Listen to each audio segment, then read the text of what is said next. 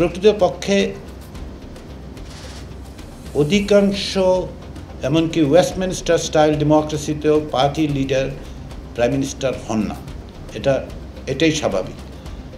এমনকি leader of the হাউসও হন না, লিডার অফ দি হাউসও ডিফারেন্ট হয়। এই সংস্কারগুলো করা খুবই জরুরি। ক্ষমতার এককেন্দ্রীকরণের এই পথগুলি যদি আপনি সাংবিধানিকভাবে বন্ধ না করেন, তাহলে ভবিষ্যতে আরও একজন স্বৈরাচারীর তৈরি হওয়ার পথ আসলে আপনি বন্ধ করতে পারবেন না। আমার ব্যক্তিগত অভিমতের কথা আমি বলি, সেটা হচ্ছে সবচেয়ে বড় চ্যালেঞ্জটা হচ্ছে সংবিধানের এক ধরনের পুনর্লিখন। তার বাইরে আপনি প্রতিষ্ঠানগুলো তৈরি করতে পারবেন না। সংবিধান কি করে পুনর্লিখন করা যায়? পুনর্লিখন বলছি এই কারণে যে এই সংবিধান সংশোধনের উপায় সীমিত, কারণ 1/3 অফ দ্য কনস্টিটিউশনকে বেসিক স্ট্রাকচারে ইনক্লুড করার কারণে আপনি একটা সংবিধানের 1/3 হাতি দিতে পারবেন না। এবং 1/3 মানে কি? এর মধ্যে এমন সব বিষয় আছে যেগুলি আপনি না সরালে আসলে কোনো অবস্থাতেই কিছু করতে পারবেন না। এখন পুনর্লিখনের পথ পদ্ধতি কি? কনস্টিটিউয়েন্ট অ্যাসেম্বলি বলছেন আপনি, আর কোনো পথ কি আছে? আমরা জানি না। আমার ধারণা আর কোনো পথ নেই।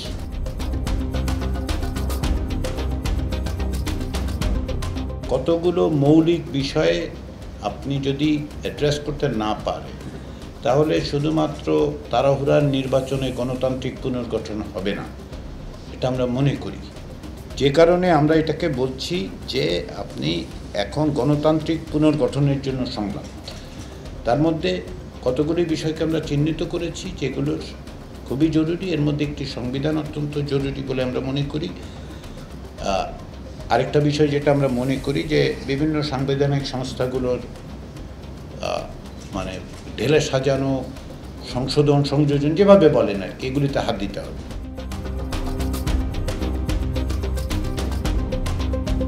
ভারতীয় গণমাধ্যমগুলো গত 5ই আগস্ট থেকে যে মিস ইনফরমেশন এবং ডিসইনফরমেশন ক্যাম্পেইন তৈরি করেছে, সেগুলোর সবচেয়ে বড় জবাবটা হচ্ছে তথ্য দেয়া, সত্য ঘটনা তুলে ধরা। যেটা আপনারা কেউ কেউ জানেন যে বিভিন্ন আন্তর্জাতিক গণমাধ্যম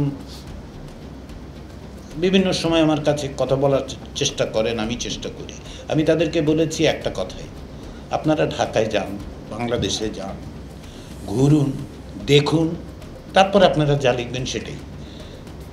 একই কথা আমরা গণমাধ্যম, ভারতীয় গণমাধ্যমের এই প্রচারণার বিরুদ্ধে সবচেয়ে বড় অস্ত্রটা হচ্ছে আপনারা সত্য কথা বলুন, তথ্য তুলে ধরুন, তাহলেই হবে।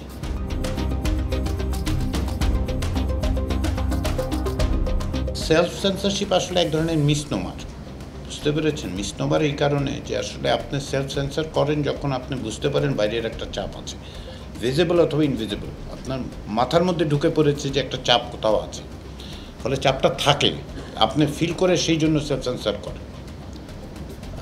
সেই জন্য আমি সবসময় খুব সেলফ সেন্সরশিপ ভলান্টারি বলে মনে করি না।